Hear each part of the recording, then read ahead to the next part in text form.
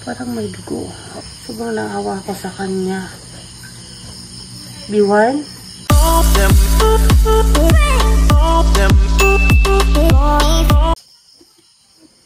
Hey guys. Hey guys, andito ako ngayon sa aking alagang baboy kasi nagtais siya. Sobrang tahin niya. At nababahala ako. Ito po yung tain niya. Parang may dugo na. Hindi na maganda.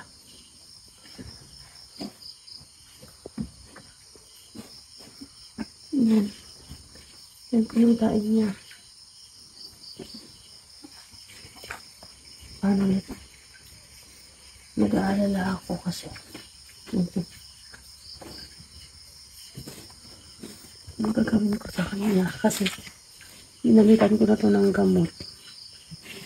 Tapos bumalik naman ang tain niya. Sinubukan ko namang magbawas ng pagkain. Pero ganito pa rin. Hindi nagbabago. So ito na yung ano niya. Tain niya parang may dugo. Nakakabahala lang. Kaya mo nga ito dito. Dahil flashlight mo nga. Dito banda. Yan. Ano yan? Flashlight mo siya. Dito. Ayan, parang dugo ko.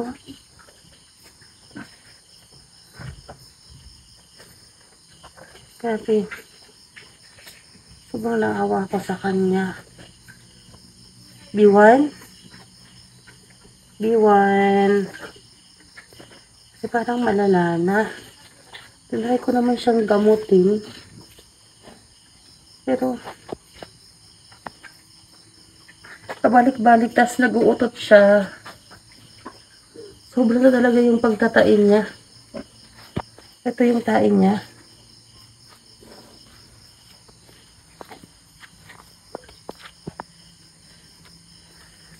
Ito yung mga tain niya. Sintabi po sa video ko. Pero alam ko anong gagawin sa kanya dahil pinamot ko siya. Kasi ngayong araw na to, hindi na siya, mahina daw ang kain niya. Ayan. Parang hina siya.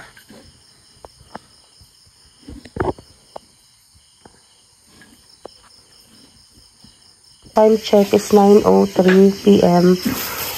At tinignan ko yung aking baboy dahil nagtatai siya lalo siyang nagtai. Yung una po, hindi po basa masyado yung tain niya. Pero dumidikit po siya sa puwet niya, ang tae. At sa sahig, dumidikit pa rin. So, pinainom ko siya ng gamot kasi basa siya. Ito yung pinainom ko sa kanya nung una. Ito yung gamot na pinainom ko sa kanya. And then, hindi pa rin. Bumabalik pa rin yung tain niya. Hindi pa rin siya humihinto. Kaya may nagsuggest sa akin na ito daw yung gagamitin ko. Ayan, yun yung ginamit ko. So far, naman siya, tumigas naman siya ng isang araw. Wala pa sigurong isang araw. Tapos, bumalik na naman yung tae niya. At ngayon, mas worse pa kasi naging ganito na yung tae niya. Parang dugo. At kaninang hapon daw, kasi umalis ako, hindi ko nakita kung paano ang kain niya. Pero ang sabi nila, mahina daw yung kain niya. Ayan. So, ito na siya ngayon, ng update niya. Talagang kawawang-kawawa siya. Sobrang na-stress talaga ako, nalungkot ako. Kung bakit ganito. Hindi ko alam kung ano nang gagawin sa kanya. Kasi sinubukan ko na siyang magbawas ng pagkain. Talagang sinubukan ko ng ilang araw magbawas. Mas malakas yung kain nila before nung 1 month sila. Kaysa ngayon kasi before, talagang, mas marami pa talaga. Tapos ngayon, binawasan ko, ganito ang nangyari sa kanya. Kaso nga lang, parang, hindi nila nagustuhan yung pag-change ko ng pagkain nila. Kaya, tinry ko siyang, dati kasi, ang ginamit ko is Pedrolac. Ngayon, nagtry ako mag-Bimig, kasi, sinusubukan ko kung baka hindi niya lang siya hiyang doon sa pagkain, Pedrolac. Tapos ito na yung result, bimig yung naman ang pinakain ko. Sorry guys, hindi ako naninira sa pagkain. Pero siguro talaga merong mga baboy na talagang hindi hiyang sa pagkain. Hindi hiyang sa brand. Ngayon, hindi ko na alam kung anong gagawin. Tapos ngayon, ito, nilagay ko siya ng tubig dito. Para gamot sa pantain niya. Parang hindi siya uminom. Nanghina siya. Grabe yung pang-alala ko sa kanya ngayon. B1. B1. B1. B1. Kasi sobrang lakas naman yung kumain eh. Sobrang lakas yung kumain ngayon lang. Daw hapon. Wala. B1. B1. Mag-alala ako. B1 on? B1. B1? B1. Naman siyang rashes. Wala naman talagang rashes siya. Pero kasi talagang ito. So, sobrang nakakabahala at nalulungkot talaga ako. Sana walang mangyari sa kanya. B1. B1. B1. Hi. B1. Hoy. Umising ka. B1. Tumilis ka nga. Yung pagkain niya, yung konti lang, basta gamay lang, pangayo dito. Ako nang butangan din. May pigrulak. Pigrulak. Kunti lang, ilagay ko lang sa niya. Lumalaban ka, wag kang ganyan. B1. Hindi ko alam kung ano ba. Ano ba, nahirapan ba siya? Or nantok lang siya? Pero sobrang pag-alala ko kasi kanina pa siya eh. Nilinis ko na to. B1. Ang una kasi guys, nag-uutot siya. Lagi siyang nag-uutot.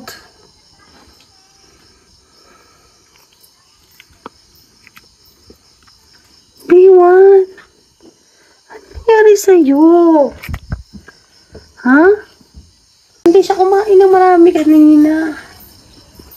Oo nga, nanghina siya. Ayan oh. Ayan oh. B1 oh. B1, tatry ko siya. Subukan kong bigyan siya ng pagkain. Titingnan ko kung... Ay, tumayo naman siya. Akala ko talaga nanghina na siya. Nanghina na siya, pero... Kasi hindi siya umumi kanina. Parang lang siya, talagang hina na siya. Natakot ako, kaya ayan, binigyan ko siya ng pagkain. Pero tumayo naman pala. Ay, grabe. Sobra talaga ang takot ko sa kanya. Kailangan kong bibigyan siguro siya ng iron. Hindi ko alam kung painumin ba natin to?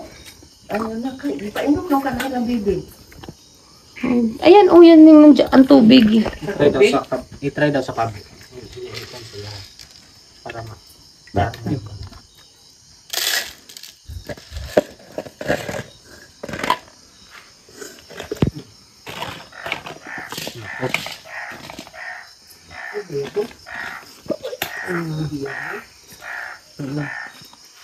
Hindi ba siya uminom? Susyon kaon.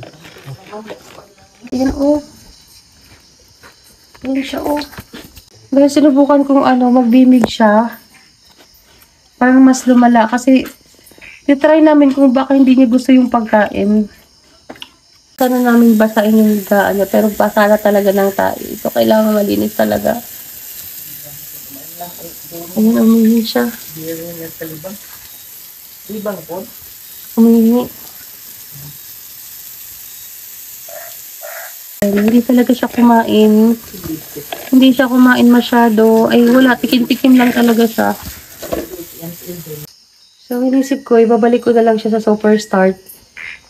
Kasi okay naman yung tain niya dun sa Super Start. At ang dami nila kumain. Sobrang lakas kumain nila.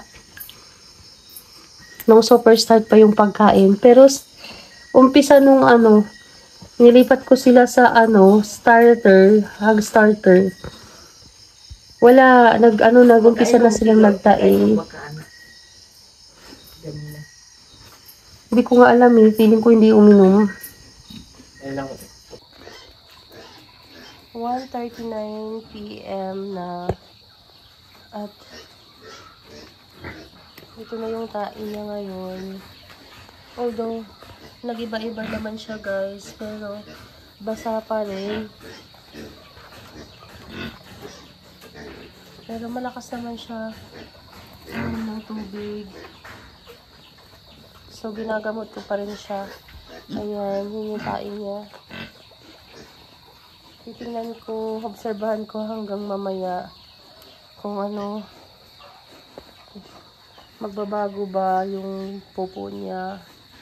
Ayan.